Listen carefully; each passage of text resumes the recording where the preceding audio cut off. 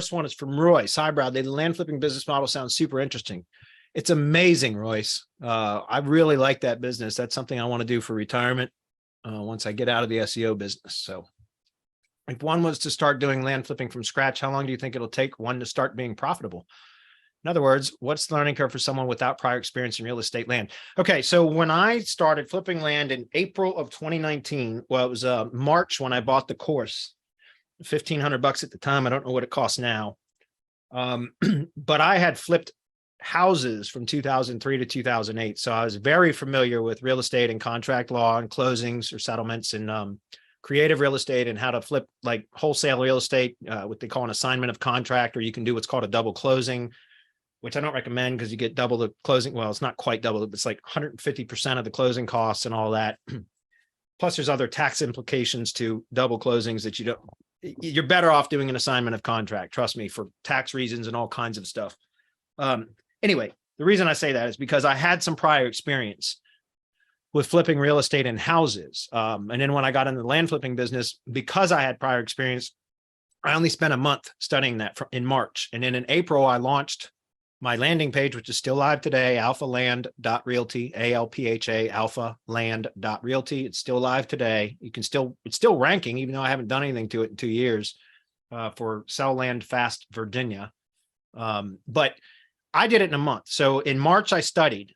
In April, I launched it's just a ClickFunnels landing page, and I set up a Google Ads campaign, and I started doing direct mail. And within the first, I sent out my first mail campaign the first week in April.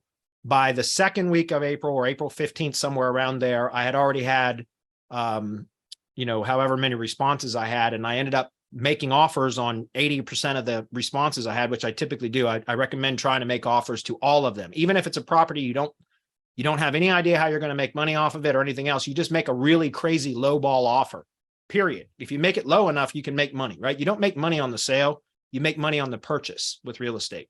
Seriously, it's all in how you buy it. And so within 3 weeks, I had 5 properties locked up under contract, and I flipped 4 out of those 5. One of them I had to let the contract expire because I couldn't get a buyer. And that was in part because it was in a gated community that required you had to have owner's permission to show it and all that. It was just too difficult to sell. So I didn't sell that one. Out of the 4 properties that I did end up selling, remember I had 5 under contract. I ended up closing on 4 of them. The first one that I closed on, no shit, I made $14,995. I got the closing statements to show it. I made just under 15K in less than 30 days. My doing that business, no shit. And I was hooked after that. I was like, yeah, oh yeah, where have you been all my life? You know what I mean? And so consistently beyond that point, I made at least 4 figures per month. About half of the months that I did it for 2 years, I made 5 figures. I never cracked 20. The most I ever made in 1 year or 1 month, was 18,000 from real estate alone. But that's damn good money. It was part-time. At least initially I worked a lot to kind of learn it and develop the processes and the systems and everything else. But eventually I had my executive assistant, Hazel, take over most of the business for me. And I just really handled the sales part of things and the closings. And I would write the offers. But that was all done via US mail, like literally direct mail. I would write the offers and send written contracts out. And then I would handle the sales and then the closings. That's what I would do. And then everything else I outsourced to my executive assistant. She did everything for me once I developed the processes. So eventually it went from, I was working 20, 25, 30 hours a week. At least initially, to down the last 6 or 8 months that I ran that business, I only had anywhere, I would say an average of 8 hours a week on the business to make that kind of money. It was really good. So with no experience, I would say it's probably going to take you, again, depends on how much time you have to invest it and everything else. But if you just follow the plan, like Jack Bosch's Land Profit Generator is a really good course for that. That's the one that I used. In fact, I had bought it back in like 2008. No shit. I bought the first, I met Jack Bosch at a real estate investment association meeting in Washington, DC in 2008, right at the end of my business when I was flipping houses, because I went bankrupt. If you guys remember, in 2007, the real estate market crashed in the United States, which it's likely going to happen again. At least our currency is going to crash. That's inevitable now. Banks are failing anyway. Point that I'm trying to make is in 2007, the real estate market tanked in the United States, and I lost my ass. And I tried to hang on for about another year. And that's only because I should have stuck. By the way, I'm giving anybody that's interested in potentially doing real estate, let me give you a word of advice. Stick to wholesaling, which is flipping, right? Flipping is wholesaling. You don't even need to take ownership. You just got to lock them up under contract, and then you market the contract. You're literally selling a contract. You're not selling real estate. You're selling a contract. You're not in the real estate investment business. You're in the marketing business. You understand? You're not an investor unless you buy and hold, right? So anyway, don't get into rehabbing houses and stuff like that, or anything that you got to tie up a bunch of capital, especially if you're starting off. Stick with wholesaling, flipping, assignments of contract, because it's literally no money, even what they call earnest money or binder deposits. I would send $1. I'm not kidding. That's all the earnest money you need to make it a binding contract. It's a binder deposit, right? Anyways, stick to wholesaling, because you have no risk other than your binder deposit, your earnest money. So if you're putting $5 down on a contract to make it, that's a binder deposit, right? That makes it legally binding. That's your risk. Seriously, or in whatever time you invest in trying to market the property. But remember, all you're doing is marketing the contract. You're in the marketing business, not the real estate business. You understand? So trust me, it's the best way to do it. It's the safest way to do it. You can make money with little to no capital, little to no risk. And the tax implications are so much better when you're just flipping contracts than it is when you're buying and flipping and actually taking ownership of property, where you can get hit with capital gains tax, short-term or long-term, if you're holding it for, anyway, point I'm trying to make is, if you're just starting off, 2 words of advice. Number 1, follow the plan. Don't deviate. Something like Jack Bosch's Land Profit Generator is a great course. And stick with simple wholesaling transactions. I know it can be attractive to look at, for example, like if you lock a piece of property up under contract that has no survey and it hasn't had a perk test, which means can you put a septic system on the property for sewage and stuff like that? A perk also, so if it doesn't have a survey and it doesn't have a perk test, for example, that makes it less marketable.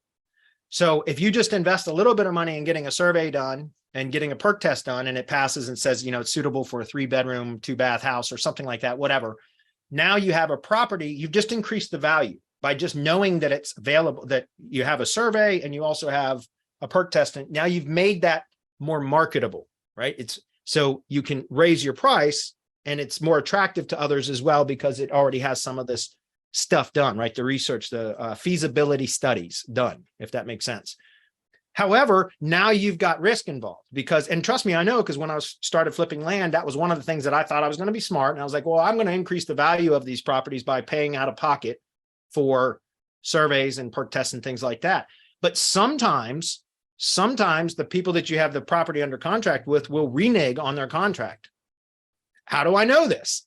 Well, because there was a couple of times I ended up losing the money that I put into perk tests and surveys. And sometimes that was $2,000-$3,000 because the sellers backed out of their contract. And yes, I did take them to small claims court. And yes, I did get judgments, but those judgments are levied against those properties. So unless they try to sell those properties to somebody else, I'll never see that money. Does that make sense? I'll never recover my money that I invested in perk tests on other people's properties, because I wasn't the owner. I was just contract owner, if that makes sense.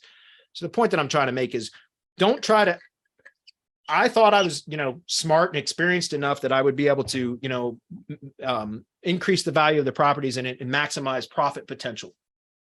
But there's risk involved in that, and it adds a layer of complexity that really can be avoided, especially if you're starting off. Just flip contracts. I'm not kidding. The easiest thing to get started. It's the easiest way to learn. So just do that. And then, eventually, as you kind of start making profit consistently, what I recommend is systematizing the business as much as possible, developing systems or hiring personnel, things like that you can offload a lot of the work to where you can focus on the things that, make the most revenue, which again is making offers. Also for me, like I said, I did all the sales and everything else. If you're just starting off, like I said, I would say probably, if you stick to the simple stuff that I just described, land flipping is great for this, because to cut your teeth on, because For example, I would lock a property up under contract for 6 months. My closing date was 6 months out from the date that they accepted the contract. 180 days. And occasionally I would get pushback from that, but usually I would just say, listen, I've got a lot of properties in the pipeline currently, deals that are pending closing, all that kind of stuff. My capital's locked up, which is all bullshit because they're just flipping contracts. I didn't need any capital. That was just the excuse that I would use for an extended closing date. That gave me 6 months to market that property to find a buyer. Right. And so if you stick to that kind of stuff, then, again, you can start to really kind of build up a pipeline full of leads and properties that are contracts. It's your contract owner. And you've got all these things that some are going to close, some aren't, some are going to take longer to close than others, et cetera. But the point is you kind of build that up. And then once you get, 4 or 5 months into it, that's when you start getting closings like once a week, two times a week. Sometimes our closings, you might make $1,500. That's your profit on flipping a contract. So be it. It's money. Other times you'll make 15 grand. And I've heard of people, like I said, I never made more than 18,000 in 1 month. But I've heard of people that, make 45, 50, 60, sometimes 200K on one flip. So it's definitely possible. It's a fantastic business model, man. It really is. Jack Bosch, like I started to say, and Jack Bosch, I met him in Washington, D.C. at a Real Estate Investors Association meeting in 2008. And that was at the end of, it was at the very end of my house flipping business. And I was just teetering on bankruptcy at the time. And so I bought his course because I was like, I lost my ass in the housing market because and this is why I started to tell you guys, don't add complexity if you're going to get into real estate flipping. I started originally wholesaling houses, so flipping houses. I was doing double closings back then, not assignments of contract. That was many years ago. But then because of my construction experience, remember I was an electrician for almost 20 years. And I worked for a lot of that time in residential electrical work. So I was familiar with rehabbing, like residential construction. So I said, man, why am I flipping houses for roughly 6 to 8 grand on profit? Usually was my average, when I could buy it, rehab it, and sell it and make 40 or 50 or 60K in profit. But then there's all those challenges of managing contractors, and you tie a lot of capital up. There's a lot of risk. And what happened was in 2007, I had because I got into doing full rehabs. Like I would buy ugly houses that, were awful, horrid houses. And I would go in and gut them down to their bare frame, replace electrical, HVAC, plumbing, sometimes framing because of termite damage, all that kind of stuff. Literally we would completely rebuild the house. And so I had 3 projects that, because the real estate market tanked, the after repaired value fell below what I acquired the properties for, not including the $60,000 or $80,000 construction work that had to be done to bring this houses up to saleable condition. So I literally lost everything. And I ended up going bankrupt. I filed corporate bankruptcy, not personal, and in 2008. But that's when I bought the Jack Bosch course originally, because I was thinking, well, I'm going to get out of the house business and flip land. And I literally attempted it back in 2008, but I was so disgusted with the real estate business at the time, which I shouldn't have been disgusted with real estate. I should have been better and reduced my risk. You know what I mean? I shouldn't have been so risky is what I'm saying. But anyway, then in 2019, when I decided I wanted to consider flipping real estate again, I looked at getting back into flipping houses again. And I realized how fucking competitive it was because of the, popularity of like fix and flip TV shows and everything else. And it's just a saturated market, in my opinion, in the housing market. So I thought about it. I was like, man, I remember this goofy, like, don't tell them I told them that, but this German guy named Jack Bosch, land, whatever. And I went on Google and started searching and found him. Sure enough, he's still teaching it. So he had an updated course, and I ended up buying the updated course. And that's why I said I went through that. And within 30 days, I studied for 30 days, and then I implemented it and launched it. And within the first 30 days, I'm not kidding, I made 15K very first month. So fantastic business model, guys. I love it to death. I do. I can't do that too. I just don't have the bandwidth for it. So, but that's something that I want to do kind of in, for retirement. I enjoyed that question. If you couldn't tell, it's a great business model, guys. Anybody that's not already like 100% committed to SEO, you may want to consider it. It's a great business model. And by the way, you can use SEO to generate leads for that business, but they're not nearly as targeted.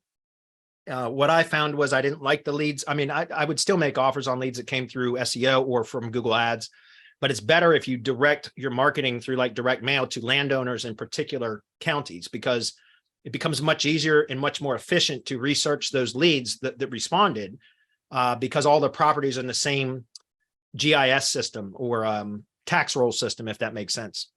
So it's easier to research the properties and also to develop comparable sales. So what the market value of properties are, the estimated market values and things like that, when everything's grouped in the same kind of geographic location. So it's more efficient if you use direct mail for generating leads than it is SEO or Google Ads, in my opinion. It's just easier to run the business that way.